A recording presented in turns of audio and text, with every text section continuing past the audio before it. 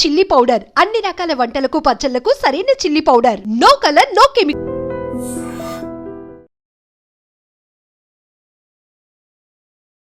నమస్కారం, welcome to I dream. ధర్మ మార్గం విత్ విజిత కార్యక్రమానికి స్వాగతం.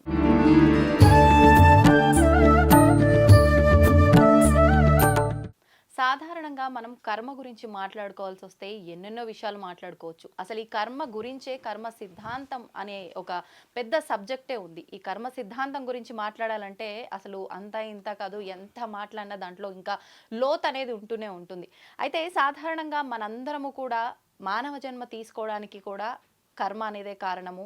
నిజంగా మన ఫ్యామిలీ ఏదైతే ఇది నాది అనుకుంటున్నామో ఆ కుటుంబం ఏర్పడటానికి కూడా కర్మే కారణము. మనం చేస్తున్న ప్రతి పని కూడా కర్మే అని చెప్పి భావిస్తూ ఉంటాము. ఇలా కర్మ గురించి ఒకటేమిటి రకరకాలుగా వింటూనే ఉంటాము. అసలు ఏంటి కర్మ? కర్మ గురించి మన వేదాల్లో ఉపనిషత్తుల్లో ఏమైనా ఉందా? ఈ కర్మని తొలగించుకోవచ్చా? అసలు మొత్తానికే తప్పించుకోవచ్చా? ఈ కర్మ అనేది లేకుండా శూన్యం చేసుకోవచ్చా? ఇలాంటి మరిన్ని విషయాలు ఇప్పుడు మాట్లాడబోతున్నాము శ్రీ సంతోష్ బుద్ధ గారితో. వారు కర్మ యోగి అని చెప్పొచ్చు. ఈ కర్మ సిద్ధాంతం గురించి సాధారణంగా ఎవరైనా కూడా ముందు నుంచే స్పిరిచువల్గా ఉండి ఇలా మనకు బోధించే స్థానంలో ఉంటారు. కానీ ఆయన మాత్రం ఆయన రియల్ లైఫ్లో జరిగిన ఒక సంఘటన ఆధారంగా అసలు ఏంటి, ఎందుకు ఇలా జరిగింది, ఇలా జరగడానికి ముందే ఇది జరుగుతుంది అని చెప్పినా నేను ఎందుకు జాగ్రత్త పడలేకపోయాను అనే ఒక ఆలోచన ద్వారా మొదలైన ఈ స్పిరిచువల్ ప్రయాణము అసలు ఆయనని చాలా మార్చేసింది. ఆ మార్చిన విధానం కూడా ఇది నాతోటే ఆగిపోకూడదు, దీని గురించి నేను తెలుసుకొని నలుగురికి జ్ఞానాన్ని అందిస్తే ఇది నలుగురికి ఉపయోగపడుతుంది, దాని నుంచి వాళ్ళు కొంతలో కొంత ఇబ్బందుల నుంచి బయటపడతారు అనే ఆలోచనతో ఆయన ఈ ప్రయాణం మొదలుపెట్టారు. ఇప్పుడు వారితో మాట్లాడి మనం ఈ కర్మ సిద్ధాంతం గురించి మాట్లాడుకుందాం వివరంగా. నమస్కారం సంతోష్ గారు. నమస్తే. ఎలా ఉన్నారు? థ్యాంక్ యూ, సూపర్, బ్రహ్మాండంగా ఉన్నాను. ఓకే, నా గురించి తెలుసుకొని ఈ చక్కటి అవకాశం ఇచ్చినందుకు మీకు, మీ స్టూడియో సిబ్బందికి పేరు పేరున కృతజ్ఞతలు. థ్యాంక్ యూ అండి, థ్యాంక్ యూ. నిజంగా అంటే ఎంతోమంది గురువులు అంటే వేదం చదువుకున్న వాళ్ళే కానివ్వండి, జ్ఞానంతో వచ్చి చెప్పే వాళ్ళే కానివ్వండి, కొంతకాలం అంటే ఇలా దీక్షలుగా తీసుకొని మాట్లాడే వాళ్ళు కానివ్వండి, రకరకాలుగా మాట్లాడే వాళ్ళని చూస్తూ ఉంటాం. కానీ మీరు అంటే మీ జీవితంలో జరిగిన ఒక సంఘటన ఆధారంగా బేస్ చేసుకొని మీరు ఈ ప్రయాణం మొదలు పెట్టారని విన్నాం. నిజంగా చాలా సంతోషం. అంటే అందరిలో ఇలాంటి ఒక మార్పు అనేది మొదలవ్వదు. ప్రతి కుటుంబంలోనూ ఎన్నెన్నో జరుగుతుంటాయి. ఇలా మారాలని అది నిజంగా భగవంతుడి ఆజ్ఞ ఉంటేనే జరుగుతుందేమో. అంటే ఇక్కడ బుద్ధుడు ఒక విషయం చెప్తున్నాడు మేడం. భోగి వాదనలో ఉంటాడు, యోగి విచారణలో ఉంటాడు, విచారణలో. సో ఎప్పుడైతే మన లోపల ఒక ప్రశ్న ఉత్పన్నమవుతుందో ఎంక్వైరీ స్టార్ట్ అవుతుంది. సో బయట భౌతిక ప్రపంచంలో ఉన్న వ్యక్తులందరూ వాదనలో అంటే నేను చేసిందే కరెక్టు, ఇదే తప్పు, ఇదే రైటు అనే ఒక హక్కు చూపించే మనస్తత్వంలో ఉంటారు. సో అంటే భౌతికానికి ఆధ్యాత్మికానికి తేడా ఇది. వాస్తవం మీరు అన్నది. నిజంగా ప్రతి ఒక్కరు వాళ్ళు చేసిందే కరెక్టు అనే ధోరణిలోనే వెళ్తారు, వాదిస్తారు కూడా మూర్ఖంగా. అవునవును. ఇప్పుడు అసలు నిజంగా మీరు మాట్లాడుతున్న సబ్జెక్టులో అంటే నేను విన్నంత వరకు ఈ కర్మ గురించి అంటే కర్మకి ధ్యానానికి సంబంధం ఉందా, ధ్యానం చేస్తే కర్మను తొలగించుకుంటామా అనే పద్ధతిలో మీరు అటు కూడా స్టెప్ వేశారు. అంటే ధ్యానం గురించి కూడా మీరు మాట్లాడుతున్నారు, దానికి సంబంధించిన జ్ఞానం ఇస్తున్నారు. అసలు ముందుగా మనం అసలు కర్మ గురించి మాట్లాడుకుందాం. అంటే మనిషి ఇప్పుడు ఒక జన్మ తీసుకున్నాడు అని అంటే అది గత జన్మ కర్మను బట్టే మళ్ళీ జన్మ తీసుకున్నాడా, లేదు అంటే అసలు ఎందుకు జన్మ తీసుకున్నాడు అంటే ఏం చెప్పొచ్చు? అంటే ఇక్కడ ఒక వ్యక్తి జన్మకు కారణము గతంలో చేసిన యాక్షన్, అంటే ఆ కర్మ వల్ల ఒక ఫలితం పుడుతుంది. అంటే ఇప్పుడు కర్మ ఫలితం ఎట్లా పుడుతుంది అంటే ఒక వ్యక్తి ఒక చర్య చేసినప్పుడు ఆ చర్యకు సంబంధించిన స్పందన జరుగుతుంది కదా, స్పందన వల్ల ఫలితం పుడుతుంది. మనిషి ఎప్పుడూ యాక్షన్లో ఉన్నప్పుడు ఈ యాక్షన్కు రెండో వ్యక్తి స్పందిస్తూ ఉంటాడు. రియాక్షన్ ఏమొచ్చిందో దాన్ని బట్టి కర్మ క్రియేట్ అవుతుంది. రియాక్షన్ కాదు, స్వీకరిస్తాడు. ఇప్పుడు నేను ఒక వ్యక్తిని గాయపరిచిన, బాధపడ్డా లేదా? బాధపడతారు. స్పందన జరిగిందా లేదా? అవును. ఆ స్పందన వల్ల ఫలితం పుడుతుంది. ఆ ఫలితమే మనిషి జీవితంలోకి మళ్ళీ అనుభవంలోకి వస్తుంది. ఇదే కర్మఫలం. ఓకే. అంటే అది మనం కొన్నిసార్లు ఇప్పుడు మీరు అన్నట్టుగా ఎదుటి మనిషిని ఇబ్బంది పెడుతున్నాము అని అంటే అది తెలిసి పెడతాము, తెలియక పెడతాము. ఒకవేళ తెలిసి పెట్టినప్పటికీ నిజంగా వాళ్ళు నేను ఇది చేయటం వల్ల ఇబ్బంది పడ్డారు అనే ధోరణి కూడా వాళ్ళకి అర్థం అవ్వని సిచ్యువేషన్స్ కూడా ఉంటాయి. అంటే మనం ఏ రకంగా చేసినప్పటికీ అది కర్మగా మారుతుందంటారా? 100%. ఇప్పుడు విత్తు భూమిలో ఇప్పుడు ఇక్కడ విత్తు వేసినావు, ఇక టేబుల్ మీద ఒక విత్తనం పెట్టినాం, మొలకెత్తదు. ఎందుకంటే ఇక్కడ స్పందన లేదు. సో అదే ఒక మట్టిలో విత్తనం వేస్తే మొలకెత్తుతుంది. సో ఎందుకంటే అక్కడ స్పందన జరిగింది. స్పందన వల్ల ఫలితం పడుతుంది. మా పొద్దున ఉదయం లేచిన పడుతుంది మనిషి ఎప్పుడు యాక్షన్లో ఉంటాడు కాబట్టి స్పందన కూడా ఉంటుంది. వేరే వ్యక్తికి అంత ఇంటర్లింక్ అయి ఉంటాడు కదా, గ్రూప్లో ఉంటాడు కదా, గ్రూప్లో ప్రతి క్షణం ఏదో యాక్షన్లో ఉంటాడు. యాక్షన్కి సంబంధించిన ఆ స్పందన ఫలితం పుట్టి ఫలితం మన జీవితంలోకి వచ్చేస్తుంది. ఆ ఫలితమే జీవితం అంతే. ఓకే, అంటే ఇప్పుడు అసలు ఈ కర్మే లేకుండా చేసుకునే అవకాశం ఉంటుంది అంటే ఏం చెప్తారు? అసలు మూలంకి వెళ్తుంది.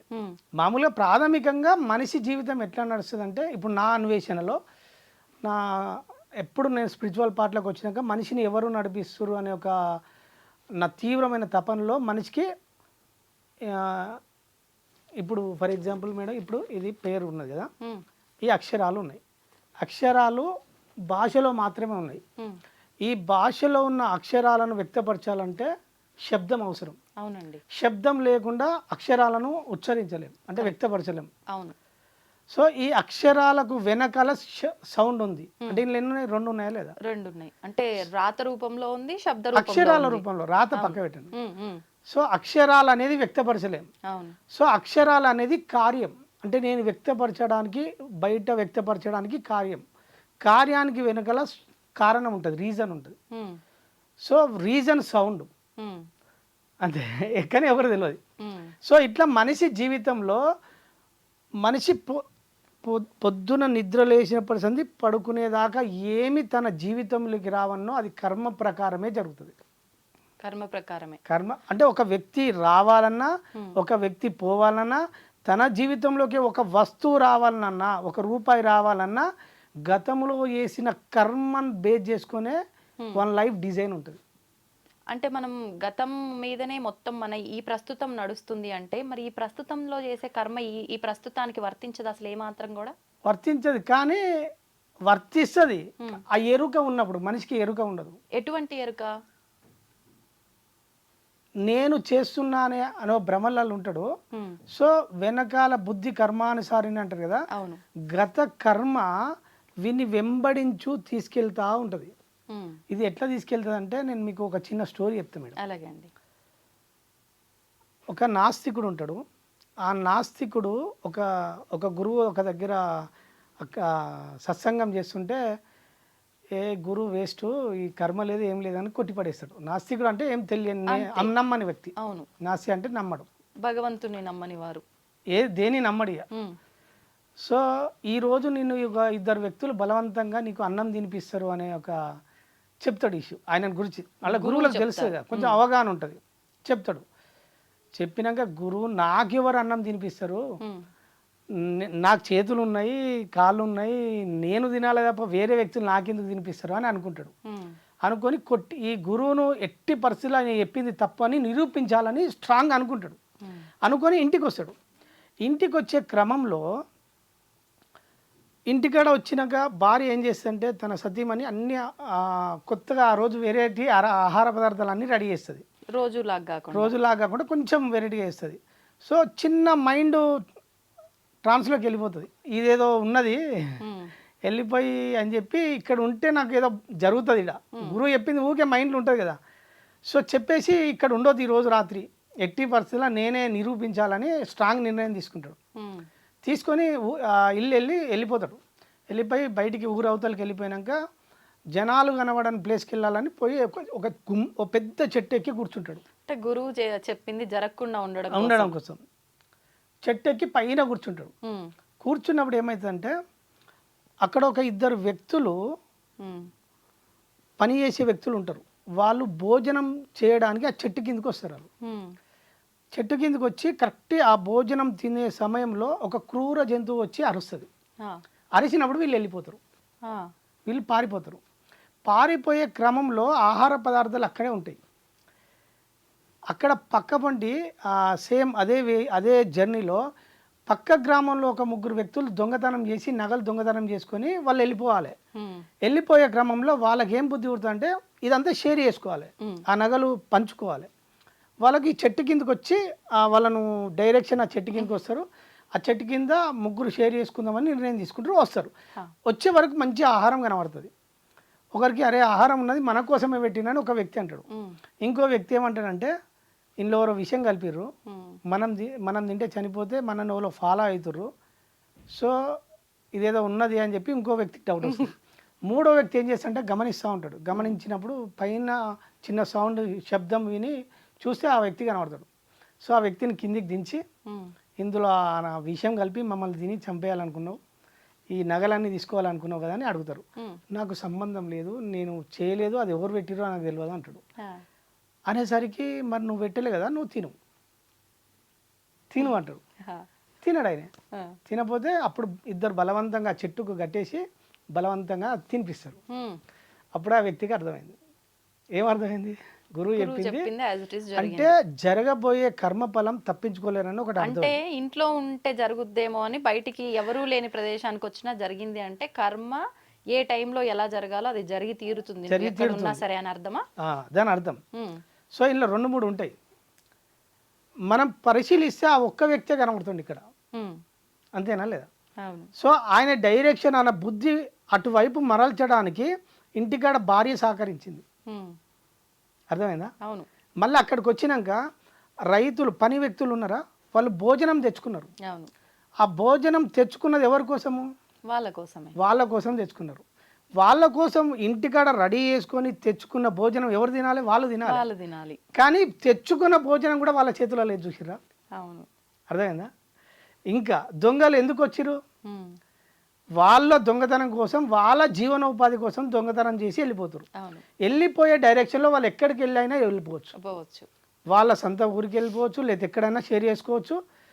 కానీ వాళ్ళు ఆ చెట్టు కిందకే వచ్చారు షేర్ చేసుకుందామని. ఇప్పుడు ఈ గ్రూపు మొత్తం ఎవరి కోసం పనిచేసింది? ఈయన కోసం పనిచేసింది. సో ఇప్పుడు ఈ దొంగల మైండ్ ఎవరి చేతులు ఉంది? డెస్టినీ అనుకోవచ్చా? డెస్టినీ పక్క పెట్టండి మేడం. ఈయన కర్మం, ఇప్పుడు ఈయన బలవంతంగా తినే కర్మఫలం ఉన్నది కదా, ఈయన కర్మఫలం ఇతర వ్యక్తులను ఇన్ఫ్లుయెన్స్ చేసిందా లేదా? చేసింది. సో ఇక్కడ దొంగల మైండ్ వాళ్ళ చేతులు ఉందా? లేదు.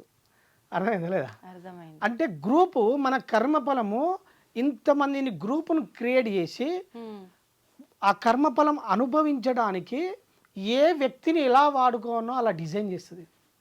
ఒక చిన్న డౌట్ అండి, ఇప్పుడు మీరు చెప్పిన దాన్ని బట్టి ఈ స్టోరీ వింటే నాకేమనిపించిందంటే ఆయన ఒక్క వర్క్ జరగడం కోసము ఇంతమంది భాగస్వామ్యం అయ్యారు ఇక్కడ.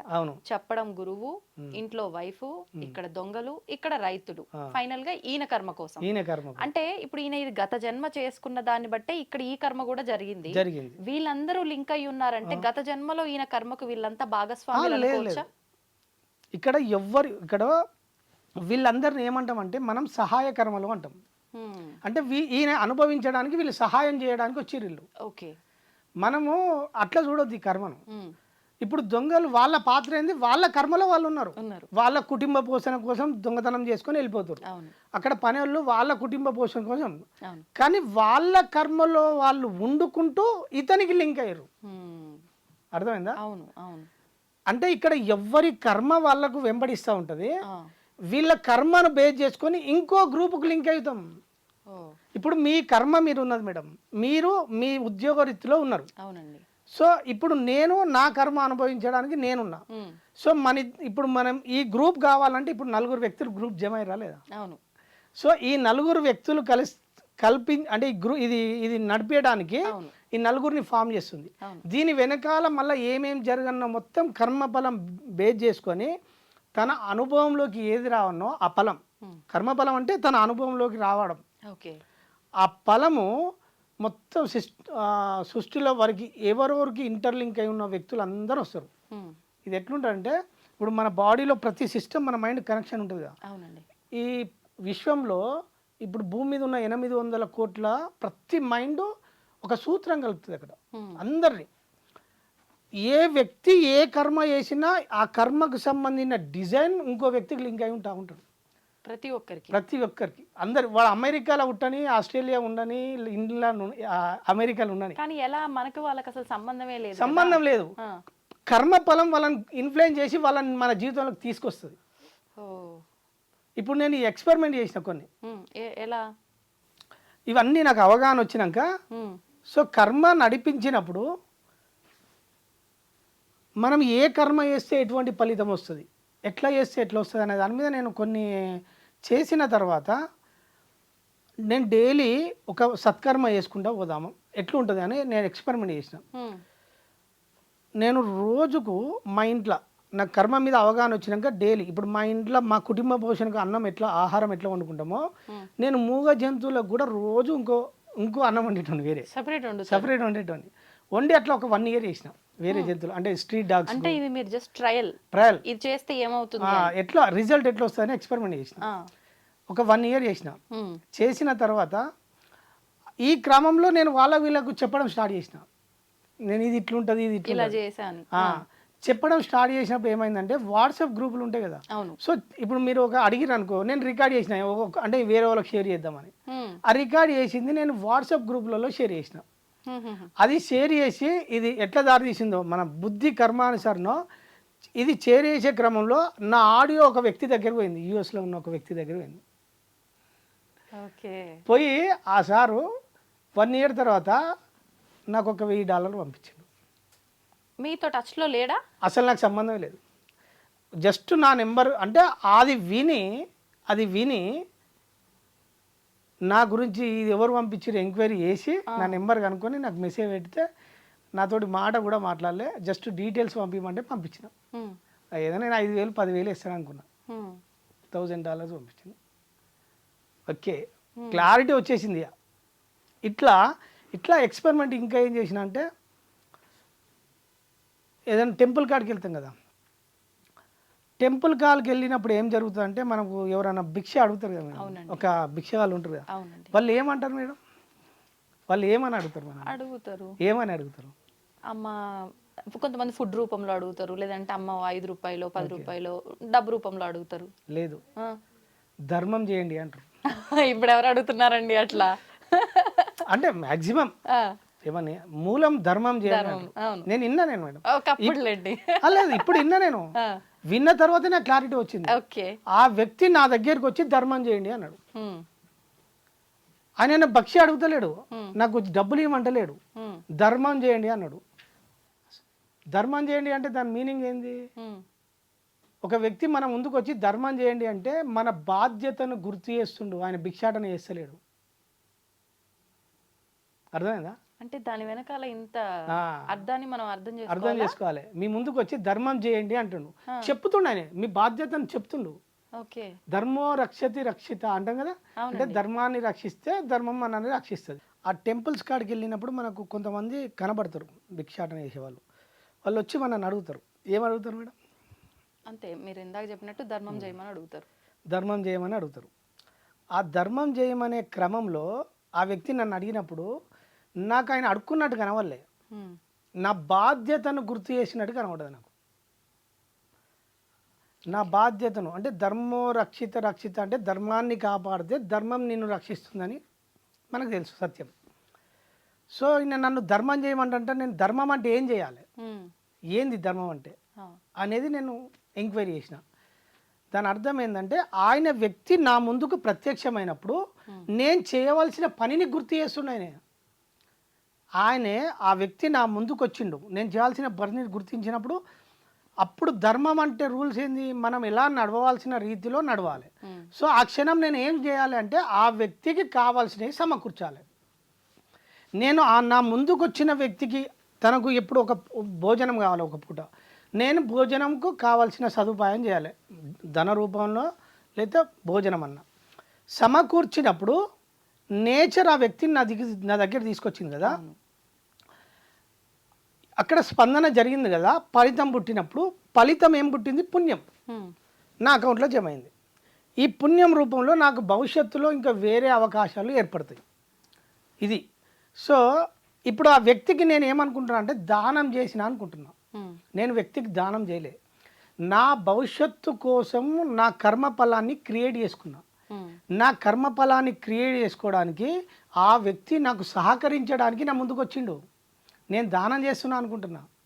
దీన్ని మీరు కొంచెం లోతుల్లోకి అర్థం చేసుకుంటే, ఒక రైతు ఉంటాడు. రైతు పంట పండిస్తాడు. పంట పండించే క్రమంలో భూమికి ఉపయోగించుకుంటాడుగా, భూమిలో విత్తనాలు వేస్తాడు, పంట పండుతుంది. భూమి రైతుకు ఉపయోగపడుతుందా, రైతు భూమికి ఉపయోగపడుతుందా? అది ఎట్లా చెప్పగలం అండి? ఇప్పుడు భూమి అందరికి ఉపయోగపడుతుంది, అంతే కదా? అవును. సో ఇక్కడ భిక్షగాడు మనకు ఉపయోగపడుతుండు. మన అకౌంట్లో పుణ్యం వేయడానికి, మన భవిష్యత్తు కోసం సృష్టిని నిర్మించుకోవడానికి ఈ వ్యక్తి మనకు ఉపయోగపడుతుంది. మనం అతనికి ఏదో సహాయం చేయాలి, అతను మనం మన కర్మని తొలగించుకోవడం కోసమో తొలగించుకోవడం కాదు, మన భవిష్యత్తును సృష్టించుకోవడం కోసం అనుకోవచ్చు. తొలగించుకోవడం వేరు. మళ్ళీ ఓకే, మన భవిష్యత్తును సృష్టించుకోవడం కోసము మనము భవిష్యత్తులో హ్యాపీగా ఉండన్నా బ్యాడ్గా ఉండన్నా దానికోసం ఇప్పుడు డిజైన్ చేసుకుంటున్నాం, సృష్టించుకుంటున్నాం. ఈ సృష్టికి ఆ వ్యక్తి భూమిలాగా మనకు ఉపయోగపడడానికి నేచర్ అందించిన వ్యక్తి మనకు. సో తీసుకునే వ్యక్తి ఉండడం వల్లనే మనకు భవిష్యత్తు ఉన్నది అనే రహస్యం నాకు అర్థమైంది. సూపర్ అండి, వాస్తవం.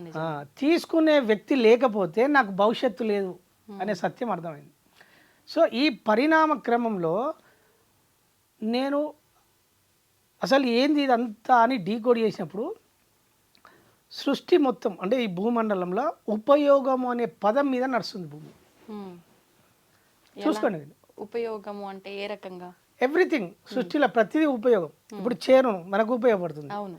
ఎవ్రీథింగ్ మనకు ఉపయోగపడని వస్తువు ఏదన్నా ఉన్నదా? లేదు. సృష్టిలో ప్రతిదీ మనకే ఉపయోగపడుతుంది, ఏదో ఒక సందర్భంలో ఉపయోగపడుతుంది. వ్యక్తులు కానీ ఎవ్రీథింగ్ అంతే అండి. సో ఈ ఉపయోగంలో, ఈ చక్రంలో మనకు అందరూ ఉపయోగపడడానికే ఉన్నారు. మనము వేరే వాళ్ళకు ఉపయోగపడుతున్నాం. మనము వేరే వాళ్ళకు ఉపయోగపడడం వల్ల వాళ్ళు మనకు ఉపయోగపడతారు. పరస్పరం జరుగుతుంది ఇక్కడ. అవును. ఈ జరగడం వల్ల మన జీవన విధానం ఉన్నది. మనిషికి వచ్చేసరికి ఇది ప్రకృతిలో, నేచర్లో ఎట్లుంటుందంటే, చక్రంలో ఒకటి మనిషి దగ్గరికి వచ్చేసరికి ఏమో చెట్టు సహజంగా ఎదుగుతుంది.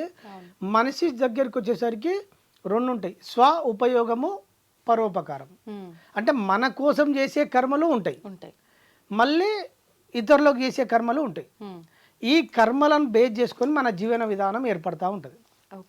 సో మనము ఇందులో ఎట్లా ఏర్పడుతుందంటే, మనం ఇతర వ్యక్తులకు సహాయం చేస్తుంది చూసినావా, సహాయం చేసిన దానివల్ల మనకు పుణ్యం జమ అవుతూ ఉంటుంది. బ్యాంకులో బ్యాలెన్స్ అయినట్టు పుణ్యం జమ అవుతూ ఉంటుంది.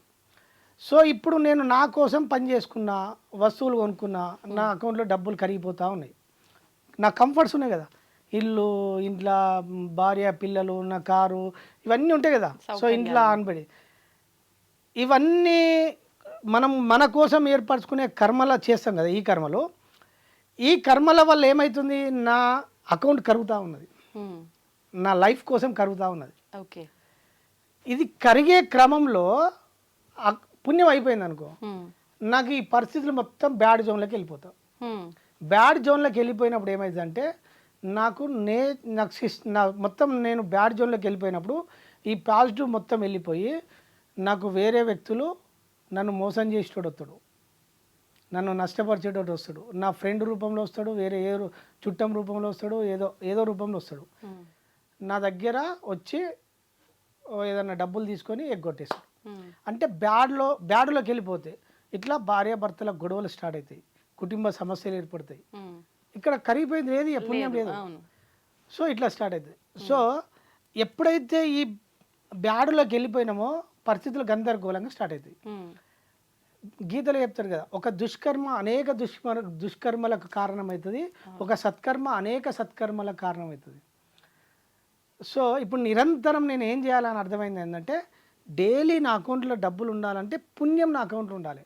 రోజు సత్కర్మలు చేయడం వల్ల నాకు రావాల్సినవన్నీ నేచర్ సమకూరుస్తుందని నాకు అర్థమైపోయింది.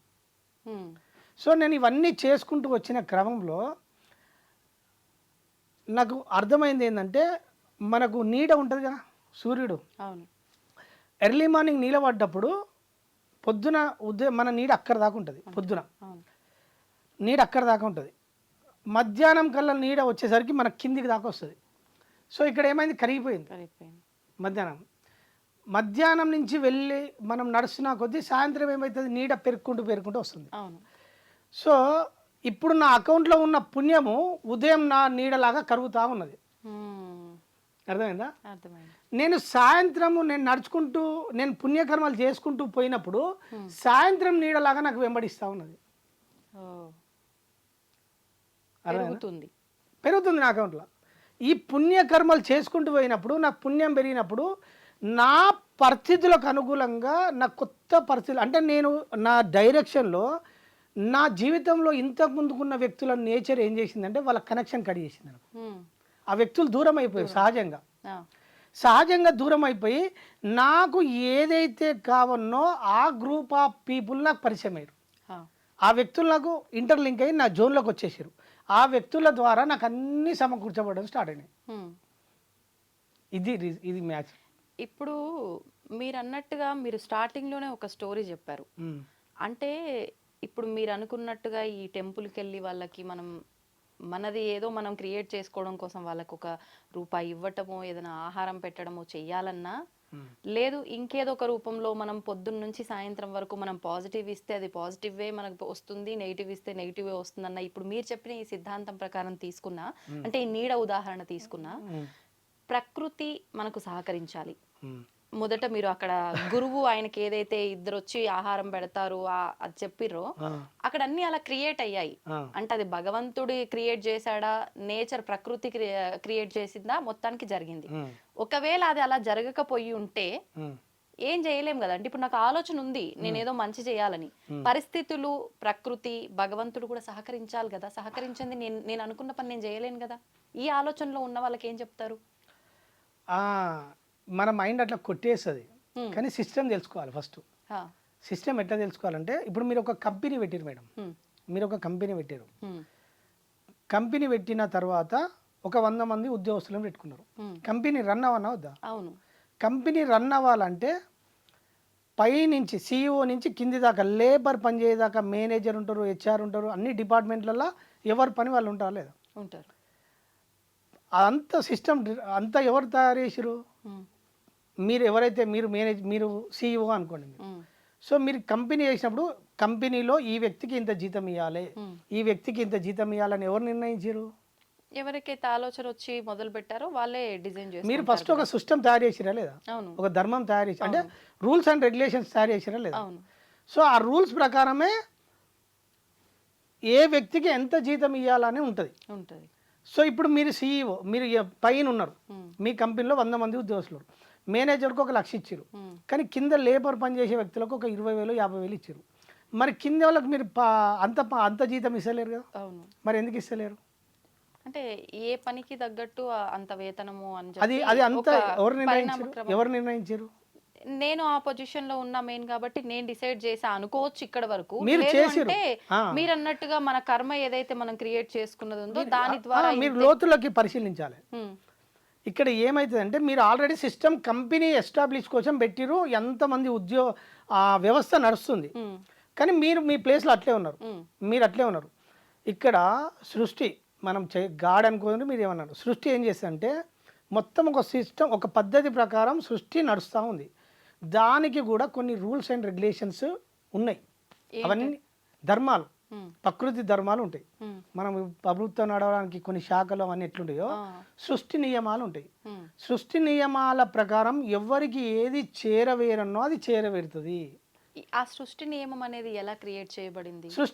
సృష్టి తనకు తాను రచించుకుంటుంది. ఎందుకు అట్లా? నడవాలి కదా, కార్యం జరగాలి కదా.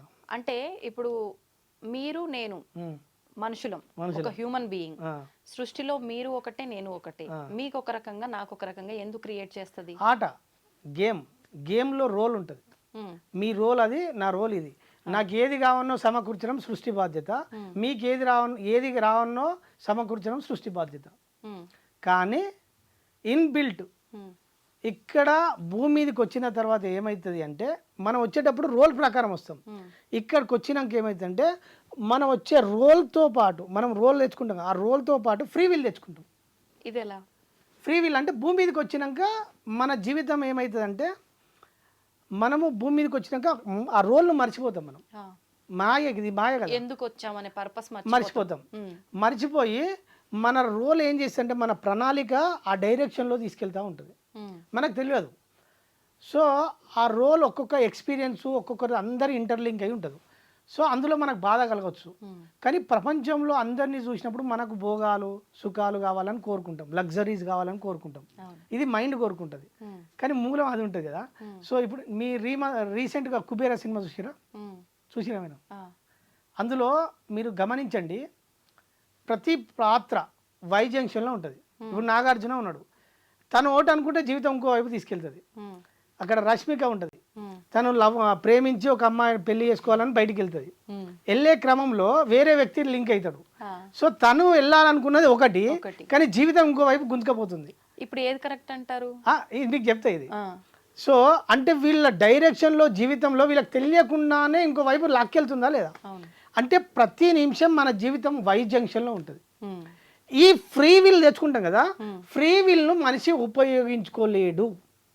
ఎప్పుడైతే ఆధ్యాత్మిక మార్గంలోకి ఎంటర్ అయ్యి గురువుల ద్వారా జ్ఞానం పొంది సంకల్ప బలాన్ని తెచ్చుకొని ఫ్రీ విల్ అనే అంశాన్ని పట్టుకుంటే అప్పుడు ఉపయోగించుకునే కెపాసిటీ వస్తుంది మనిషికి. నార్మల్ వాళ్ళకి ఇది నార్మల్ వాళ్ళకి సాధ్యం కాదు. అప్పుడు వాళ్ళకి ఎలా ఉపయోగపడుతుంది? మీరు అన్నట్టు గురువుల ద్వారా సాధన ద్వారా చేసుకున్న చెప్తా. ఇప్పుడు రెండు పొడేళ్ళు అంటారు, గొర్రె పొడేలు తెలుసు కదా. ఇప్పుడు మన ఫ్రీ విల్, మన జీవితం గుంజుకపోతుంది కదా. ఇప్పుడు సంకల్పం ఈ క్షణం మన చేతులు ఉంది కదా, మనం అనుకుంటాం కదా. సో ఇప్పుడు పరిస్థితులు ఏమున్నాయి?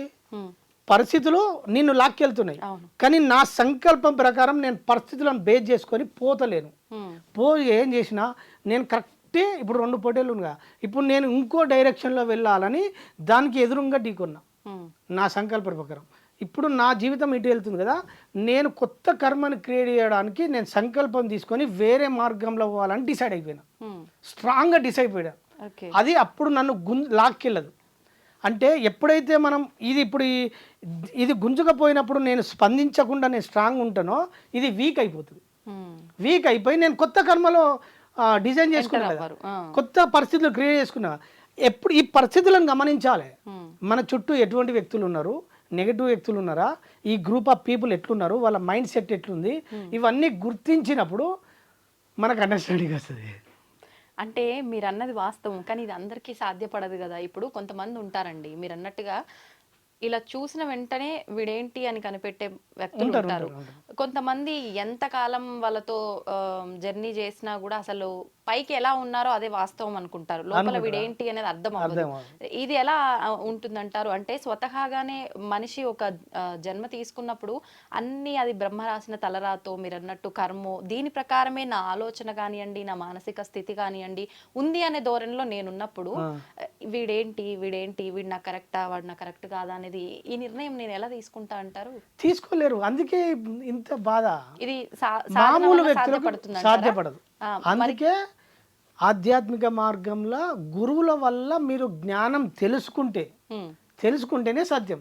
మామూలు వ్యక్తులకు ఆ గ్రూప్లో ఇరుక్కపోవాల్సిందే, ఏం చేయలేము మనం. ఓకే, అది సాధ్యం కాదు. అంటే ఎటువంటి జ్ఞానం తెలుసుకుంటే ఉపయోగపడుతుంది అంటారు? సత్యం అన్వేషణ జరగాలి నీ లోపల. నా జీవితాన్ని నేను నిర్మించుకోవాలి, ఉద్ధరించుకోవాలి అని స్ట్రాంగ్ నిర్ణయం తీసుకొని వ్యక్తి నిలబడితేనే సాధ్యం. అది అంటే ఎవరో మనకు చెప్తారు, లేదంటే వాళ్ళ ద్వారా నేను తెలుసుకుంటా అనే భావన కరెక్ట్ కాదంటారా? మనని మనం గ్రహించుకోవడమే. మీ భగవద్గీతలో ఏమంటది? ఉద్ధరేనాత్మనాత్మానం నాత్మానం అవసావదయేత్, ఆత్మైవ ఆత్మనో బంధు ఆత్మైవ రిపురాత్మన. అంటే ఇది ఏం చెప్తుండంటే ఎవ్వరిని వాడే ఉద్ధరించుకోమని చెప్తుండే. ఇక్కడ రెండో వ్యక్తికి నీవు ఉద్ధరించలేడు. కానీ మనకు సొసైటీలో గురువులు ఉంటారు కదా, గురువుల దగ్గరికి పోయినప్పుడు ఏమవుతుందంటే వాళ్ళు ఎంతో సాధన చేసి వాళ్ళు నేర్చుకున్న విద్య ఉంటుంది కదా, ఆ విద్యను మనకు ఇన్ఫర్మేషన్గా ఇస్తారు. ఆ ఇన్ఫర్మేషన్ ఇచ్చినప్పుడు ఏ గురువు ఎలా చెప్పిండు, ఇది ఎంతవరకు సత్యం అని మనం ఎంక్వైరీ చేసి దాన్ని ఎక్స్పెరిమెంట్ చేస్తే మనకు ఫలితాలు వస్తాయి. ఓకే. ఆచరించినప్పుడే రిజల్ట్ వస్తాయి. ఆచరించకుండా మళ్ళీ గురువులు చెప్పింది వింటే అది ఇన్ఫర్మేషన్ కిందనే ఉంటుంది. ఈ గురువులు చెప్పింది కూడా మనకు వినాలి. మనకు సుమతి పద్యాలలో ఉంటుంది, వినదెవరు చెప్పినా వినినంతనే వేగిరపడక. అంటే ఎవరు చెప్పినా వినాలే, కానీ మళ్ళీ తొందరపడకుండా నిర్ణయం తీసుకోవద్దని చెప్తుండ్రు. అంటే విన్నదాన్ని వెంటనే ఆచరించకుండా ఆచరించాలి, కానీ ఆచరించే ముందు ఆలోచించాలి, ఎంక్వైరీ చేయాలి, ఇది కరెక్టా కాదా అని ఎంక్వైరీ చేయాలి. సో ఇవన్నీ గురువుల ద్వారా సేకరిస్తేనే మనకు అర్థమవుతుంది. ఇప్పుడు మీరు అన్నట్టుగా విన్నాను, ఇప్పుడు మీరే చెప్పారండి, మీరు చెప్పినప్పుడు నేను విన్నాను, ఏదన్నా మీరు ఇలా చెయ్యండి అని నాకు చెప్పారే అనుకోండి, చెప్పింది నేను విన్నాను, విన్న తర్వాత నాకు ఇంకా ఆ విన్నంతసేపు మీరు చేసిన ఆ మోటివేషన్ అనేది నన్ను వెంటనే ఆ పని ఆచరించు అన్నట్టుగా నేను మోటివేట్ అయ్యాని అనుకోండి. ఇప్పుడు నా మనసు దీని వైపే వెళ్తుంది, కానీ ఈయన చెప్పింది కరెక్టా కాదా అనే ఆలోచనే నేను చేయలేకపోతున్నా. అలాంటప్పుడు అందుకే మీరు సెల్ఫ్ ఎంక్వైరీ ముఖ్యం, అందుకే నిలబడడం ముఖ్యం. ఇక్కడ సంకల్పం ఏం చెప్తుంది, మీరు సంకల్పం తీసుకోవాలి కదా. ఈయన కరెక్ట్ చెప్పిండా తప్పు చెప్పిండా ఎంక్వైరీ చేసుకోవాలి. ఇప్పుడు నేను గుడ్డిగా నేను చెప్పిన అనుకో, మీకు ఎట్లా రిజల్ట్ వస్తుంది? ఆ రిజల్ట్ నెగిటివ్ వచ్చే అవకాశం ఉంటుంది. సో మీరు పరిశీలించి నాకు మంచి జరుగుతుందా చెడు జరుగుతుందా మీరు నిర్ణయం తీసుకోవాలి. ఓకే. అంటే ఒక విషయం ఒకరి విషయంలో కరెక్ట్ అవ్వచ్చు. ఇప్పుడు మీ అన్వేషణ ప్రకారం మీకు ఇది కరెక్ట్ అనిపించింది, మీరు చెప్పింది నాకు వినటానికి కరెక్ట్ అనిపించవచ్చు, కానీ మీరు చెప్పిన విధానం నాకెంత వరకు కరెక్ట్ అనే ఆలోచన నాలో మొదలవ్వాలి, నిలబడాలి. నిలబడినప్పుడు మీరు ఆచరణలోకి వెళ్తారు. ఆచరణలోకి వెళ్ళినప్పుడు ఏమైందంటే మీది దాని యొక్క ఫలితం మీ జీవితంలోకి దాన్ని ఏమంటారు, ఫలితం వస్తుంది, అంటే కనిపిస్తుంది, అనుభవంలోకి వస్తుంది, సాక్షాత్కారం జరుగుతుంది. సాక్షాత్కారం అంటే ఫలితం, అదే ఆ ఫలితం మన అనుభవంలోకి వస్తుంది. ఇప్పుడు మీరు ఇందాక చెప్పిన ఒక ఉదాహరణ ఏదైతే గుడి దగ్గర వాళ్ళు ధర్మం అని అడిగారో, అంటే ఇప్పుడు ఈ మధ్య కాలంలో అలా అడిగే వాళ్ళు సంఖ్య పెరిగిపోయింది. అందరూ నిజంగా అవసరం కోసమే అడుగుతున్నారా అనేది ఒక క్వశ్చన్ మార్కు. ఇప్పుడు మానవుల ఆలోచన విధానం ఎలా ఉంది అంటే, ఎవరైనా వచ్చి ఒకటి అడిగిరు అంటే మనం అంటే కొంతకాలం కిందట కొన్ని వీడియోలు కూడా వినడం జరిగింది, అది ఎంతవరకు వాస్తవమో తెలియదు, కానీ ఇవాళ రేపు అడుక్కునే వాళ్ళ దగ్గర పెద్ద పెద్ద బిల్డింగ్లు చాలా చాలా అవి ఇవి ఉన్నాయి అని చెప్పి విన్న తర్వాత కొంతమంది ఆలోచన విధానం ఎట్లుంది అంటే, వాళ్ళే బావుర్రు, ఇప్పుడు మనకన్నా కూడా వాడన్నా అడుక్కొని ధైర్యంగా తింటున్నాడు, మనం ఆ మాత్రం కూడా చేయలేము, ఈ మిడిల్ క్లాస్ ఫ్యామిలీస్ పరువు కోసం చచ్చిపో, ఇలాంటి విధానంలో నిజంగా అది అసలు నిజంగా వాడు మన కర్తవ్యాన్ని మనం నిర్వర్తించడం కోసం అడుగుతున్నాడు అనే భావన ఎలా వస్తుంది? అందుకే సెల్ఫ్ ఎంక్వైరీ ముఖ్యం. ఫస్ట్ మనము నిర్ణయం తీసుకునే ముందు ఇది కరెక్టా కాదా నిర్ణయం తీసుకున్న తర్వాత ఆచరించాలి. ఫస్ట్ మనం దాన్ని జెన్యూనా కాదా పరిశీలించాలి. ఇది ముఖ్యం. జెన్యూనా కాదా పరిశీలించిన తర్వాత చేయాలి. నేను ఇవన్నీ తెలుసుకున్న తర్వాత కొన్ని చేసిన, నాకు 2-3 జెన్యూన్ కాదనిపించింది ప్రాథమిక దశలో. ఎటువంటి సందర్భాల్లో? నేను కొంచెం అంటే ఇప్పుడు ఇక్కడ కొన్ని చారిటీలకు పోయినా, సార్ నాకు జెన్యూన్ అనిపించలే.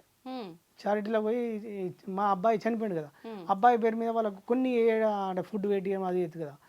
సో నేను ఇచ్చిన అది కొంత మిస్యూజ్ అన్నట్టు నాకు అనిపించినప్పుడు నేను ఇమ్మీడియట్లీ స్కిప్ అయిపోయి నేను ఎక్కడ జెన్యూన్ ఉందో పరిశీలించిన. సో నాకు ఎక్కడ జెన్యూన్ అనిపించింది, ఎక్కడ ప్యూర్గా ఉన్నారో నేను అక్కడ పోయి స్టార్ట్ నిజంగా అవసరం ఎక్కడుందో అక్కడ స్టార్ట్ ఇవ్వడం. ఫర్ ఎగ్జాంపుల్ కొన్ని ఉన్నాయి స్పిరిచువల్ మన చారిటీలు కూడా జెన్యూన్ ఉన్నాయి. నేను కొన్ని చారిటీలు జెన్యూన్ ఉన్న పోయి గుర్తించి వాళ్ళు ఏ అవసరాలు ఉన్నాయి చూసి నా పరిధిలో నా శక్తి పరిధిలో నేను కొంత స్టార్ట్ చేసిన. తర్వాత నేను ఎక్కడ ఇప్పుడు టెంపుల్స్కి వెళ్ళినా, ఇప్పుడు సమ్మర్లో నాకు కోతులు బాగా కనబడ్డాయి టెంపుల్ కాడ, వాటికి ఏం లేవు కనవల్లే. సో నేను ఏం చేసిన అంటే నా జీతం రాగానే ఇంకో 2-3 కలుపుకొని ఒక 50 డజన్లు 60 డజన్లు అరటి పండ్లు తీసుకుపోయి వేసోడు స్టార్ట్ చేసిన. అంటే వాటికి ఫుడ్ అంది ఇచ్చిన. సో నాకు అక్కడ జెన్యూన్ కనబడ్డది. సో వాటికి చెట్లు కొన్ని సమ్మర్లో మామూలుగా నీడు ఉంది. సో గుర్తించిన, ఎంతో కొంచెం నేను చేసుకున్న వల్ల అది నాకు అవకాశం భావించిన.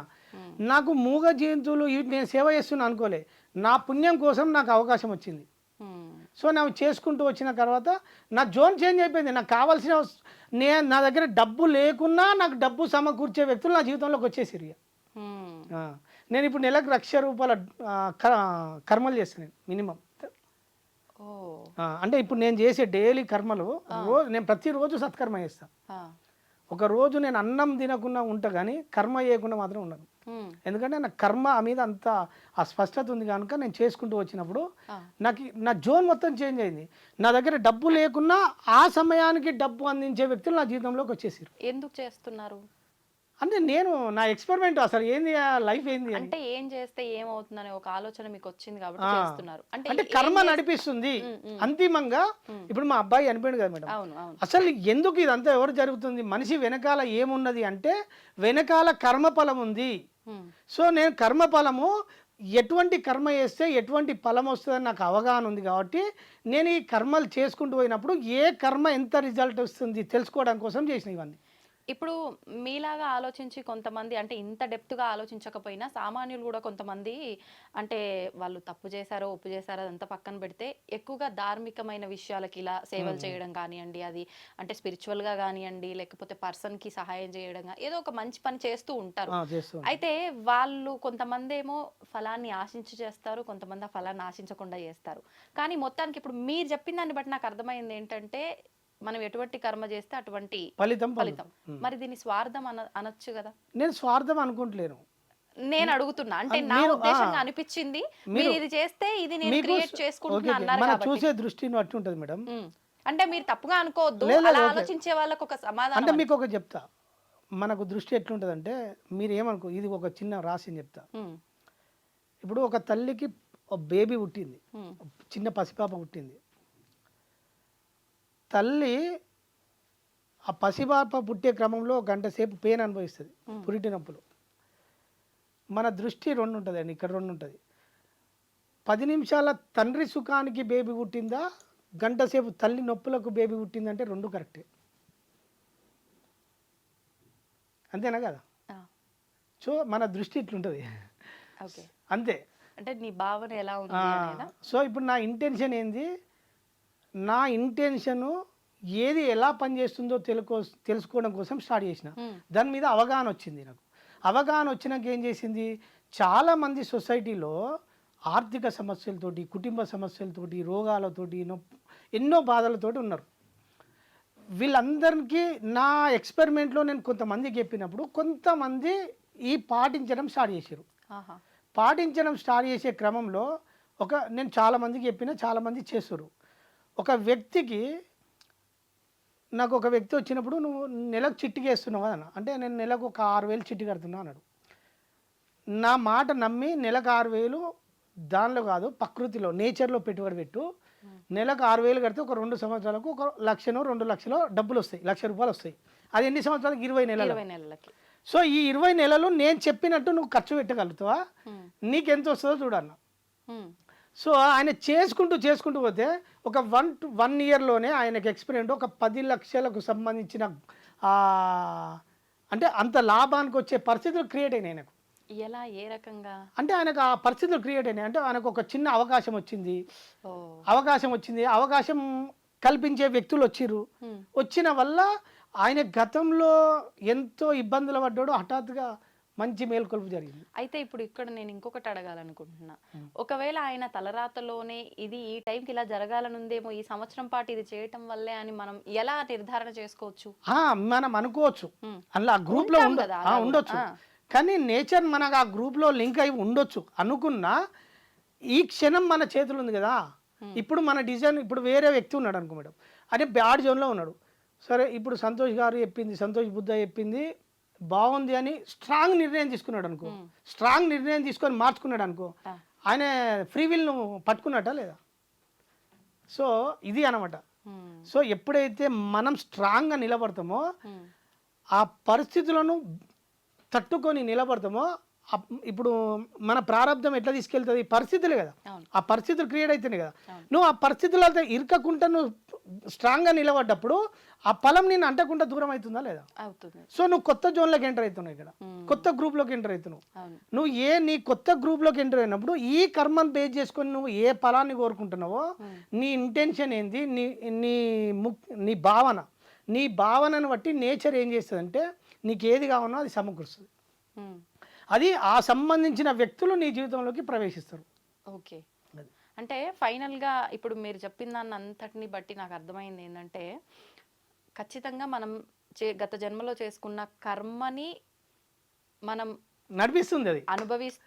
అనుభవిస్తూనే దాన్ని తొలగించుకుంటున్నాము ఒక రకంగా. అనుభవంలోకి వస్తుంది, మనల్ని కర్మ నెట్టుకుపోతుంది మేడం. మనము అనుభవించడం కాదు, ఆ కర్మ ఫలము మన జీవితాన్ని నెట్టుకెళ్తుంది. వాస్తవం. నెట్టుకెళ్తున్న క్రమంలో నువ్వు బ్యాడుగున్నావా గుడ్డుగున్నావా? గుడ్డుకుంటే ఓకే, నీకు అన్ని భోగాలు అవన్నీ ఉంటే ఓకే, కానీ దుఃఖం ఉంటే అదే కదా, మనిషికి కొంచెం ఇబ్బంది అవుతుంది కదా. సో ఈ జోన్లోకి వెళ్ళి వీడు గుడ్ జోన్లోకి రావాలి. గుడ్ జోన్లోకి రావాలంటే ఏం చేయాలి? సత్కర్మలు చేయాలి. ఓకే, అంటే మనం ఆ ప్రవాహంలో కొట్టుకుపోవడానికే వచ్చాము, ఎలాగూ తోసేస్తుంది. కాకపోతే నువ్వు ఆ ప్రవాహంలో కొట్టుకోకుండా ఉండాలి అని అంటే ఇలాంటి మంచి పనులు కనుక లైఫ్ లో నువ్వు యాడ్ చేసుకుంటే, అంటే ఇప్పుడు రైతు ఏ పంట వండడానికి ఎటువంటి విత్తనాలు నాటుతాడో, మనకి ఏది కావన్నో అది సొసైటీకి ఇవ్వడం రావాలి మనకు. ఆ ఇవ్వడం వచ్చినప్పుడు తీసుకునే నేచర్ ఏం చేస్తుంది, నీ లోపల ఎప్పుడైతే చెయ్యాలని ఉద్దేశం స్టార్ట్ అయిందో సంబంధించిన వ్యక్తిని నీ ముందుకు తీసుకొస్తుంది. అప్పుడు మనం ఏం చేయాలంటే, ఒక వ్యక్తి నా జీవితంలోకి వచ్చిండు అంటే నేను గుర్తించాలి. గుర్తించి తనకు కావాల్సింది నేను సమకూర్చడం స్టార్ట్ చేయాలి. నువ్వు ఎప్పుడైతే సమకూర్చినవో నీ పని మళ్ళీ నేచర్ చూసుకుంటుంది.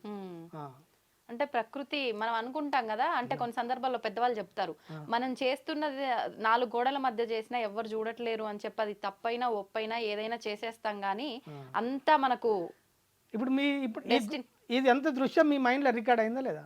ఒక వ్యక్తి ఇప్పుడు ఫర్ ఎగ్జాంపుల్ ఒక పామును చంపిండు, మైండ్ లో దృశ్యం రికార్డ్ అయిందా లేదా? అవుతుంది, విధి కనెక్ట్ అవుతుంది. ఒకవేళ ఇప్పుడు అంటే మీరు ఇప్పుడు ఇది అన్న తర్వాత నాకు ఒకటి అనిపించింది, మనం స్వతహాగా మన చేతులారా మనం ఏదైనా చేసి ఎదుటి వారిని ఇబ్బంది పెట్టి అది మాట రూపంలోనో చేతల రూపంలోనో అది మనకు కర్మగా వస్తుందా, లేదు పక్కన వాళ్ళు ఎవరినైనా ఇబ్బంది పెడుతుంటే మనం అక్కడ ఉండి దాన్ని ఆపలేకపోతే కూడా అది కర్మగా మనకు వస్తుందా, అంటే ఎలా తీసుకోవచ్చు? అంటే మన ఇంటెన్షన్ ముఖ్యం. అక్కడ నీకు శక్తి ఉండి నువ్వు ఎదుటి ఒక వ్యక్తి గాయపడుతున్నప్పుడు, ఒక ఇబ్బంది పడుతున్నప్పుడు నీకు శక్తి ఉండి నువ్వు స్పందించకపోతే కర్మ చుట్టుకుంటుంది. నీకు శక్తి లేక నువ్వు బలహీనం అయితే నీకు కర్మ చుట్టుకోదు. ఇప్పుడు ఈ కర్మ యొక్క తీవ్రత ఎలా ఉంటుందని చెప్పొచ్చు? అంటే నేను సొంతంగా చేస్తే ఎలా ఉంటుంది, పక్కన వాడు చేస్తుంటే ఇప్పుడు మీరు అన్న ఈ పరిస్థితుల రీత్యా వచ్చే కర్మ ఎలా ఉంటుంది, ఏదైనా సమానమే అంటారా? లేదు, కర్మ ఈ స్థాయిని బట్టి ఉంటుంది. ఏ స్థాయి ఏ గ్రూప్లో ఎంతవరకు ఉన్నది అన్నది ఉంటుంది. ఎలా ఈ స్థాయి అంటే ఎలా అండి? అంటే ఎట్లా అనుకుంటుంది అంటే, దీనికి ఒక చిన్న స్టోరీ చెప్తా మేడం. ఒక వ్యక్తి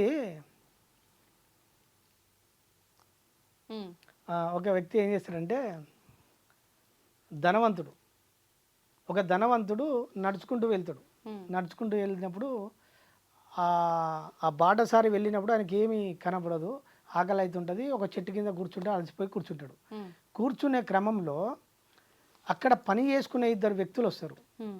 ఆ 2 వ్యక్తులు అక్కడికి వచ్చినప్పుడు ఏమవుతుందంటే, ఆ వ్యక్తుల దగ్గర భోజనం ఉంటుంది, ఈ పర్సన్ దగ్గర ధనం ఉంటుంది కానీ భోజనం ఉండదు. వ్యక్తులు ఇతనికి వాళ్ళు తెచ్చుకునే భోజనంలో ఒక వ్యక్తి దగ్గర 5 రొట్టెలు ఉంటాయి, ఇంకో వ్యక్తి దగ్గర 3 రొట్టెలు ఉంటాయి. ఈ 5 రొట్టెలు 3 రొట్టెలు 2 వ్యక్తులు ఉంటాయి కదా, వీళ్ళు సమానంగా తినాలి. ముగ్గురు కలిసి ఎట్లా షేర్ చేసుకుంటారు? 8 రొట్టెలు ఉన్నాయి, ముగ్గురు సమానంగా షేర్ చేయాలి. ఎట్లా షేర్ చేసుకోవాలి చెప్పండి? ఏముంది, సపరేట్ చేసుకోవాలి. ఈక్వాలిటీ కావు కదా, 2 చేసుకొని మిగతా వాటిల్లో భాగాలు చేసుకోవాలి. మన లాజిక్ మైండ్ ఇట్లుంటది. సో మన లాజిక్ మైండ్ వేరు, వెనకాల సిస్టమ్ వేరు. ఓకే. సో ఈ ధనవంతుడు ఏం చేస్తాడంటే, ఒక్కొక్క రొట్టెను అంటే ఒక్కొక్క దాన్ని 3 పీసులు చేస్తాడు. 8 into 3 చేస్తాడు. ఓకే. ఎన్ని అయినాయి? 24 అయినాయి. ఓకే. ఇప్పుడు 24 అయినప్పుడు ఇందరు సమానంగా మనిషి 8 పీసులు అవుతాయి. తిన్నారా లేదా? తినే క్రమంలో ఈయన కృతజ్ఞతగా వీళ్ళిద్దరికి 8 బంగారు నగలు ఇచ్చిపోయాడు. ఇప్పుడు వీళ్ళిద్దరు పంచుకోవాలి. ఆయన వెళ్ళిపోయాడు, ఇచ్చిండు, కృతజ్ఞతగా ఇచ్చి వెళ్ళిపోయాడు. 8 ఇస్తే చెరసగం కదా, ఇంకేముంది అక్కడ. ఇప్పుడు మీ దగ్గర 5 రొట్టెలు ఉన్నాయి, నా దగ్గర 3 ఉన్నాయి. మీరేమన్నా ఒక రొట్టె ఎక్కువ ఉంది కదా, మీ లోపల ఏమైతుంది, ధనం 2 అన్నదమ్ములను విడదీస్తుంది, ఆశ పుడుతుంది. నాది ఎక్కువ ఉంది కాబట్టి నేను ఎక్కువ తీసుకుంటాను, అంతే. పుడుతుందా లేదా? అవునవును. సో మీ లోపల ఎప్పుడైతే ధనం కనబడంగానే ఆశ పుట్టిందో గొడవ స్టార్ట్ అయింది. నాకు 5 కావాలని మీరు అంటారు, అట్లెట్లుంటే శరీరం తీసుకోవాలని నేనంట. అర్థమైందా? అంటే వీళ్ళిద్దరు గొడవ స్టార్ట్ అయింది. ఈ గొడవ క్రమేపీ గ్రామంలోకి వెళ్ళిపోయింది, పెద్దల కాడికి పోయింది. పెద్దల కాడికి పోయినప్పుడు ఆ గ్రామంలో ఉన్న గ్రామ పెద్ద రాజు అనుకోండి, ఈ పంచాయత్ చూసి సగం తీసుకోమంటే ఇతని కోపం, 5 తీసుకోమంటే ఇతనికి కోపం. ఈ పంచాయతీ ఎవరు చెప్పినా తీర్మానం చేయాలి. ఆ గ్రామంలో ఉన్న రాజు ఏం చేస్తాడంటే అరే పలానా వ్యక్తి ఆయన నీతిగా చెప్తారా ధర్మాత్ముడు ఆయన రమ్మని పో అని చెప్పి తోలుకొస్తాడు. తోలుకొచ్చి ఈ పంచాయతీ అన్ని విన్న తర్వాత ఇది కొంచెం గందరగోళంగా ఉన్నది, నేను రేపు చెప్తా అని అంటాడు. రేపు చెప్తా అని ఇంటికి వెళ్ళి పడుకుంటాడు. పడుకోగానే ఆయనకు డ్రీమ్లో వస్తుంది, ఎందుకు ఇన్ని తీర్మానాలు చేసినావు, ఏ చిన్నది మిస్టేక్ చేయలే. అప్పుడు ఏం చెప్పి డ్రీమ్లో ఈ 5 రొట్టెల వ్యక్తికి 7 బంగారు నగలు ఇయ్యి, 3 రొట్టెలైనకు ఒకటే బంగారు నగ ఇయ్యి అని డ్రీమ్లో చెప్పిపోతాడు గాడ్. ఎందుకని అట్లా చెప్తాడు. ఇక్కడ ఈయన ఇక్కడ వస్తాడు. ఇక్కడికి వచ్చి తీర్మానం చెప్పే క్రమంలో ఇక్కడికి వస్తాడు. చెప్పే క్రమంలో ఈయన ఇక్కడికి వచ్చినాక మామూలుగా సరిసగం తీసుకుంటే గొడవ, 3 ఇవ్వమంటే గొడవ అయింది. ఇప్పుడు వీనికి 7 ఇచ్చి వీనికి ఒకటే ఇస్తే గొడవ కదా, ఇంకెందుకు కాదు, ఇంకా పెద్ద గొడవ, ఇంకా పెద్దగా అవుతుంది. అప్పుడు ఈయన పిలుస్తాడు, నువ్వు ఎన్ని రొట్టెలు తెచ్చినావు అంటాడు. 5 తెచ్చినా అంటాడు. ఒక్కొక్క దాన్ని కడిగేస్తే ఎన్నైనా అంటాడు. ఒక్కొక్క దాన్ని కడిగేస్తే 5 ఇంటి ఎన్నైనా మేడం 15. ఆయన ఎన్ని తిన్నాడు మేడం? ఈయన 8 తిన్నాడు. 7 ఎవరికి ఇచ్చారు? 7 అతనికి ఇచ్చారు, ఆ ధనవంతునికి ఇచ్చారు. ఇంకో వ్యక్తిని పిలుస్తాడు, నువ్వు ఎన్ని తెచ్చినావు? 3 రొట్టెలు తెచ్చినావు. నువ్వు ఎన్ని కడిగేస్తే 9 అయినాయి. నువ్వు ఎన్ని తిన్నావు? 3 తిన్నావు. 8 తిన్నాడు. ఎన్ని మిగిలినవి? ఒకటే. సో నువ్వు ఇచ్చిన దానికి ఫలితం నీకు దక్కుతుంది, తన ఇచ్చిన దానికి ఫలితం తనకు దక్కుతుంది. క్లారిటీ ఉందా లేదా? సో మన లెక్కలు వేరు, గాడు లెక్కలు వేరు. కర్మ ఇంటెన్షన్లో నువ్వు ఎటువంటి ఉద్దేశంతో చేస్తున్నావు, ఎంత రోల్లో ఉన్నావు. ఇప్పుడు మనం ఒక జీవ హింస చేస్తాం. ఇప్పుడు ఫర్ ఎగ్జాంపుల్ మేకనికి వస్తాం, ఒక సోక వస్తాం. అందరు ఏమనుకుంటారంటే కోసేవానికి కర్మఫలం అనుకుంటుంది, తినేవానికి అనుకుంటుంది ఫలం. ఎట్లా? కారణం వీడైంది, రీజన్ ఎవడు, కారణానికి ఫలితం అంటుకుంటుంది. మరి వాడు కొయ్యందే మనం తినం కదా. లేదు, వాడు ఎందుకోసం కోసాడు? మనం తినడం కోసమే. అంటే వాడు బిజినెస్ కోసం వాడు లేదు మీకు అట్లా అనిపిస్తుంది. అట్లా ధర్మం సిస్టమ్ వేరుంటది. ఇప్పుడు వీళ్ళిద్దరు 5 రొట్టెలు నాకు ఆశించిండా? లేదు. సో జరిగిందా లేదా? ఆశించకున్నా. కానీ వాడు కూడా కావాలని ఎవరో వస్తారు, వాళ్ళకి పెడతాము, ముగ్గురం ఉంటాము అంటే మన మైండ్లో ఏమున్నది, బిజినెస్ అవుతుందనే కదా. వేరే వ్యక్తులు ఉంటేనే కదా వాడు కోసేది. నాకు బిజినెసే కాదు అనుకుంటే వాడు ఎందుకు హింస చేస్తాడు? ఓకే, అంతే కదా. అంటే లెక్కలన్నీ చాలా పర్ఫెక్ట్గా ఉంటాయి, ఏ చిన్న మిస్టేక్ రాదు అనుకుంటాం. నోటిలో చిన్న మాట కూడా వృధా కాదు. అంటే మనం ఏది ఇస్తే అది తిరిగి వస్తుంది అనడానికి మేడం ఒక చిన్న రహస్యం చెప్తా. మన అవుట్ఫుట్ నిరంతరం పొద్దున లేచి నైట్ పడుకునేదాకా మన అవుట్ఫుట్ ఎటువంటి మాటలు వెళ్తున్నాయి, ఎటువంటి థాట్స్ బలంగా వెళ్తున్నాయి, ఎటువంటి చర్యలు బలంగా జరుగుతున్నాయి, అన్నింటికీ ఫలితం సృష్టించబడుతుంది. అదే నీ మొత్తం అవుట్ఫుట్ ఏం జరుగుతుందో నీ అవుట్ఫుటే నీ జీవితం. ఇదే ఫైనల్. ఇది ఒక్కటి బాగా అర్థం చేసుకుంటే జీవితం చాలా ఆనందంగా, ఆ ఎరుకను పెంచుకొని కర్మలు చేస్తే హ్యాపీగా ఉంటాడు మనిషి. కానీ మీరు అన్నంత ఈజీ ఏం కాదు. అందుకే ఎరుక పెంచుకోవాలి మేడం, సంకల్పం వాడుకోవాలి. ఇక్కడ నీకు సంకల్పం ఉంది కదా, ఫ్రీ విల్ ఉంది కదా, ఫ్రీ విల్ని పట్టుకొని స్ట్రాంగ్గా నిర్ణయం తీసుకొని నేను సత్కర్మ చేసుకుంటూ పోయినప్పుడు నాకు రావాల్సింది నేచర్ ఇస్తుందని అనుకున్నప్పుడు నేచర్ మోసం చేయదు కదా. ఒకవేళ ఒక వ్యక్తి మేడం మీకు ఒక చిన్న రహస్యం చెప్తా. ఈ మధ్యలో నాకు టీచర్ వచ్చిండు, గవర్నమెంట్ టీచర్ వచ్చిండు. ఆయనకు 1,50,000 జీతం. నా దగ్గరికి వచ్చిండు. జీతం 1,50,000, ఆ కుటుంబం ఎంత బాగుంటుంది, అంత హ్యాపీగా అని ఉంటుందా లేదా? సో పిల్లలు చదువుతున్నారు, మంచి చదివే దశకు వచ్చేసరికి ఇల్లు కట్టుకున్నాడు, అంత కంఫర్ట్గా ఉన్నాడు. మంచి టీచర్లు ఎక్కడ సిస్టమేటిక్గా ఉంటారా లేదా, ₹1 కూడా మిస్యూజ్ చేయరు. సో ఈయనకి ఏం పుట్టిందంటే ఒక బుద్ధి పుట్టింది. బ్యాడ్ జోన్ ఎంటర్, అంటే కర్మ పూర్తి అయిపోయింది, పుణ్యం పూర్తి అయిపోయింది, బ్యాడ్ ఎంటర్ అయింది. బ్యాడ్ ఎంటర్ అయినప్పుడు ఏమైంది అంటే ఈ డబ్బులు సరిపోతలేవు, పిల్లలు చదువులకు పెరిగిర్రు, ఇంకా డబ్బులు కావాలని ఏం చేసిందంటే ఒక చిట్టి వేయడం స్టార్ట్ చేసిండు. చిట్టి వేయడం స్టార్ట్ చేసినప్పుడు ఏమైందంటే ఒక గ్రూప్ ఆఫ్ పీపుల్ అయితే ఒక 20 మంది చిట్టి అవుతారు, అంటే ఈయనకు ఒక చిట్టి మిగులుతుంది, కొంత డబ్బు మిగులుతుంది. బిజినెస్ స్టార్ట్ చేసిండు. అందులో కొంత వస్తుంది అని చేసి స్టార్ట్ చేసిండు కదా, బుద్ధి అటువైపు లాక్కెళ్ళింది, స్టార్ట్ చేసిండు. ఇట్లా 1 పోయింది, 2 పోయినాయి, 3 పోయినాయి, 4 పోయినాయి, ఒక 6-7 చిట్టీలు స్టార్ట్ చేసిండు. ఈ క్రమంలో కొంతమంది డబ్బులు అందని వాళ్ళు ఉంటారు కదా, వాళ్ళు కట్టడం మానేసిండు. కొంతమంది కట్టలే. ఈయన ఏం చేసిండు, ప్రపంచంలో దృశ్యం చూస్తే ఉద్యోగి, మంచి పేరున్నది, ఇప్పుడు మీరు ఎత్తుకున్నారు, వాళ్ళు డబ్బులు ఇవ్వాలి, ఎట్లా ఇవ్వాలి? నాకు వాడు ఇస్తలేదంటే నమ్మడు కదా, అవును. అరే నమ్మడు. సో ఈ క్రమంలో ఏం చేసిండంటే తన సొంత డబ్బులు ఇవ్వడం స్టార్ట్ చేసిండు ఈ ఎత్తుకున్న వాళ్ళకు. వీళ్ళు ఎప్పుడు ఇస్తారు అని. అదే అదే. ఈ కాలక్రమంలో ఒక 5 సంవత్సరాలు గడిచిపోయింది. ఉమ్. ఈ 5 సంవత్సరాల కాలం ఏమైందంటే 2 కోట్ల పోయింది. వామ్మో. ఇప్పుడు ఈయన జోన్ ఎట్లా అయింది, ఎంత గందరగోళంగా ఉంది. అదే ఇది బ్యాడ్ టైంలో స్టార్ట్ చేశాడు ఆయన. స్టార్ట్ చేసిన. సో అదే ప్రాథమిక దశలో ఈయనకి ఈ జ్ఞానం వస్తే వచ్చిన దానిలో కొంత సేవ ఉపయోగించినప్పుడు ఈయన పుణ్యం పెరిగినప్పుడు ఆ డైరెక్షన్లో వెళ్ళకపోవు కదా, ఈయన గుడ్ జోన్లో ఉండేటోడు కదా. అది ఓకే. అంటే ఇక్కడ మళ్ళీ అంటే జ్యోతిష్యాన్ని తీసుకురావాల్సి వస్తుంది. అంటే కొన్ని సందర్భాల్లో మనకి ఏదైనా బిజినెస్ స్టార్ట్ చేయబోతున్నాం, ఏదైనా పని ప్రారంభించబోతున్నాం అన్నప్పుడు నీకు ఇప్పుడు బ్యాడ్ టైం నడుస్తుంది, వద్దు నువ్వు ప్రారంభిస్తే అంత లాస్ అని అంటారు. అంటే ఇలాంటివి నమ్మొచ్చేమో కదా ఇక్కడ. అంటే జ్యోతిష్య శాస్త్రం అంటే ఏంది, నీ ప్రణాళిక, జన్మ ప్రణాళికను చెప్పడం.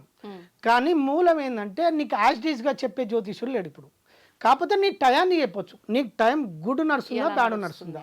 బ్యాడ్లో ఉన్నప్పుడు నువ్వు స్పందించకు, దేనికి కూడా దేనికి స్పందించకు.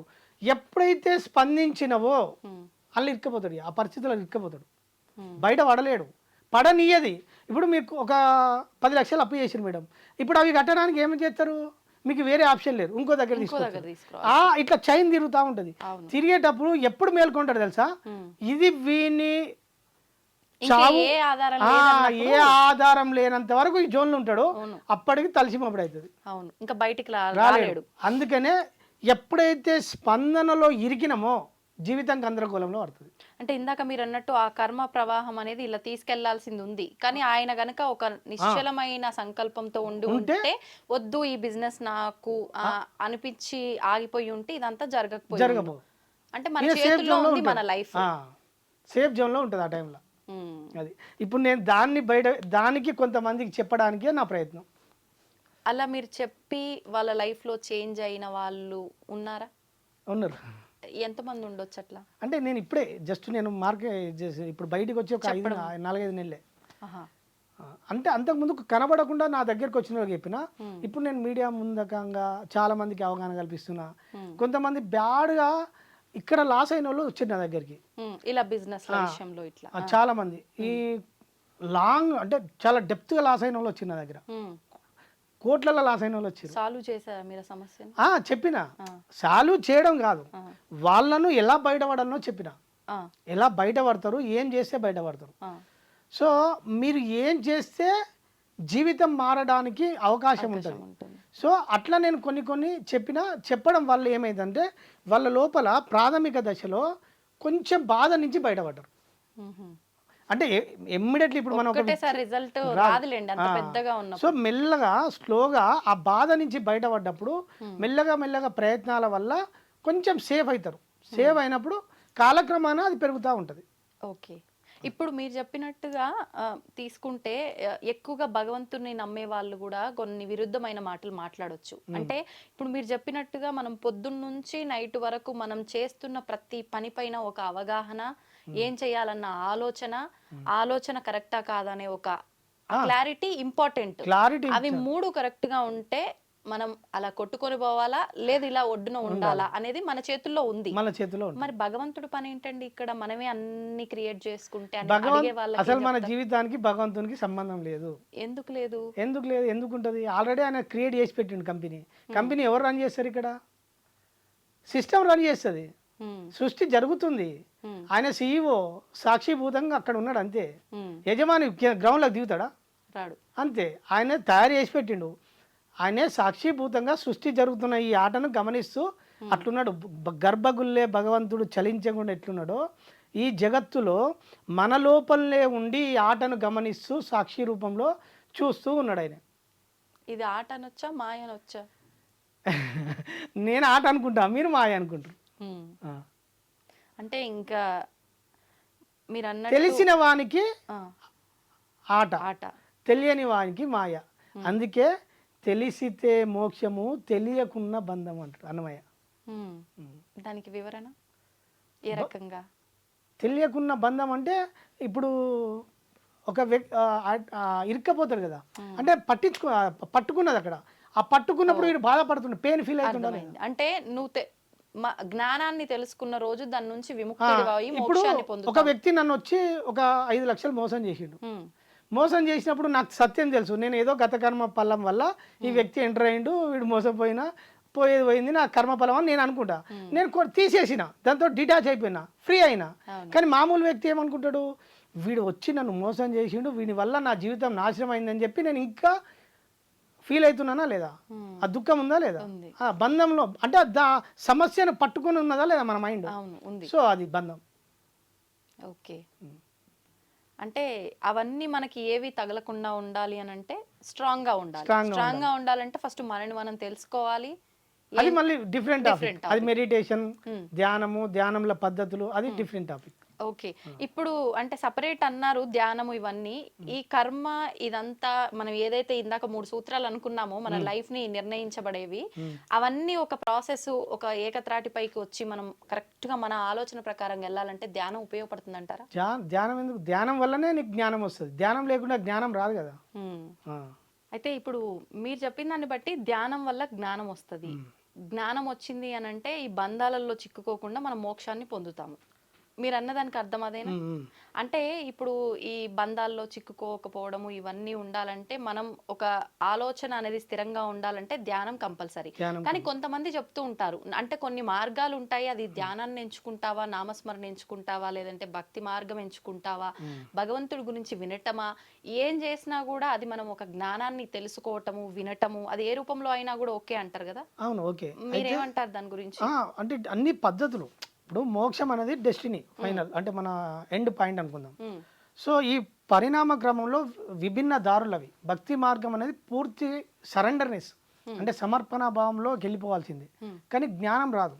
ధ్యానం వల్ల జ్ఞానం వస్తుంది.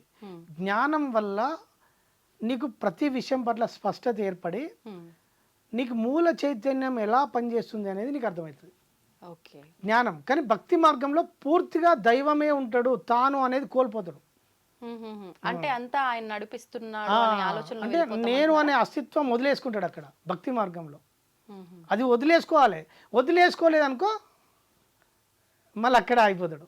ఓకే, అంటే మీ అన్వేషణ ఇది దాని గురించి మనం నెక్స్ట్ లెవెల్ ఒక చిన్న టాపిక్ చెప్తాం మేడం. జ్ఞానం వల్ల ఏమైందంటే మనలో పరిపక్వత దశకు వచ్చేసి స్టెప్ బై స్టెప్ ప్రతి విషయం పట్ల స్పష్టత ఏర్పడుతుంది. సో దానికి ధ్యానం గురించి ఒక సపరేట్ ఎపిసోడ్ పెడదాం. అంటే మనని మనం తెలుసుకోవాలి అని అంటే ధ్యానం మనకు ఉపయోగపడుతుంది. ధ్యానం ఉపయోగపడుతుంది.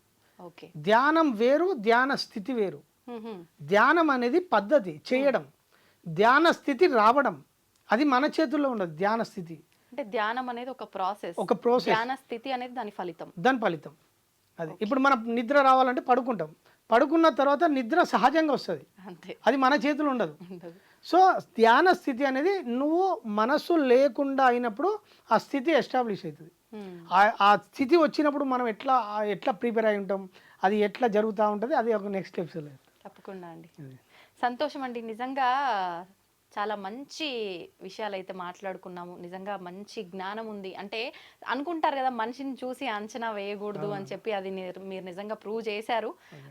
ఇంత జ్ఞానం ఉందా అనే ఒక క్వశ్చన్ మార్క్ ఖచ్చితంగా మీరు క్రియేట్ చేస్తారు మిమ్మల్ని చూసిన వెంటనే. కానీ మీతో మాట్లాడితేనే తెలిసింది నిజంగా ఇంత జ్ఞానం ఉంది. అది మీతోటే స్టాప్ అవ్వకుండా నలుగురికి ఉపయోగపడేలా మీరు అందిస్తున్నారు. చాలా సంతోషం అండి. మీరు అన్నట్టుగా మరొక మంచి ఎపిసోడ్లో మరిన్ని విషయాలు మాట్లాడుకున్నాం. Thank you madam. మీకు అవకాశం ఇచ్చిన మీకు, మీ సిబ్బందికి ధన్యవాదాలు.